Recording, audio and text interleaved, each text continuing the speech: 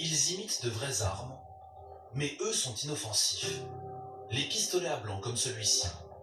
Leur canon est obstrué et ils sont fragiles. Ils ne peuvent pas tirer de balles réelles. Sauf que les délinquants ont des astuces pour en faire de vraies armes. Un trafic qui préoccupe aujourd'hui les autorités.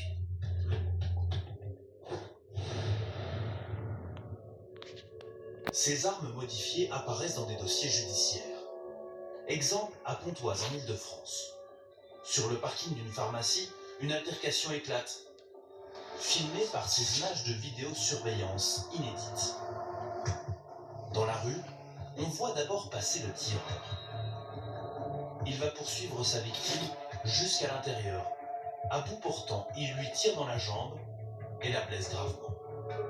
Depuis, l'assaillant a été condamné à 16 ans de prison et ces images ont permis aux enquêteurs de très vite identifier son arme. Une arme de poing semi-automatique, d'origine à blanc. Il est cependant très régulièrement constaté que ces armes sont modifiées par débouchage ou remplacement du canon, permettant le tir de munitions réelles. Le phénomène n'est pas nouveau, mais les autorités en saisissent de plus en plus, peut-être parce qu'elles sont faciles d'accès en ligne.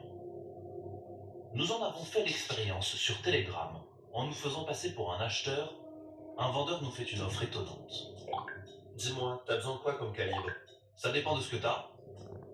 Je peux te faire une proposition. J'ai reçu un nouveau stock de 9 mm, capacité de 25 munitions. Ça peut bien t'intéresser. En guise de preuve, il nous envoie cette vidéo.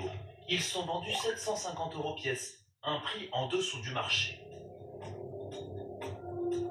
Jamais utilisé, propre. Livraison à ton adresse ou dans un point relais de ton choix. Colis super sécurisé. La discussion s'arrête là. Il refuse toute interview.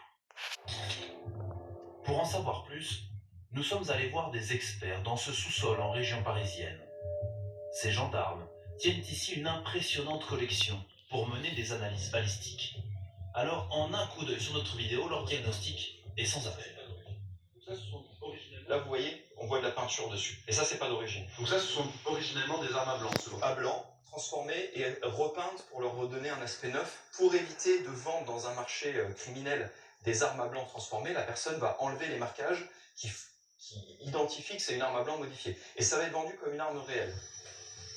Selon lui, ces pistolets pourraient provenir de Turquie, une filière nouvelle et inquiétante pour les forces de l'ordre. Car là-bas, ces armes à blanc sont réputées plus solides, plus fiables. La Turquie, elle arrive à mettre sur le marché européen, et pas forcément français, des armes qui sont de très bonne fabrication et résistantes, même après modification. Certaines sont même partiellement en acier. Ce qu'on se rend compte, c'est que elles prennent l'aimant, c'est-à-dire que la glissière, elle contient une partie d'acier, ce qui la rend beaucoup plus résistante au tir. En fait, elles sont fabriquées presque comme de vraies armes. Presque comme de vraies armes.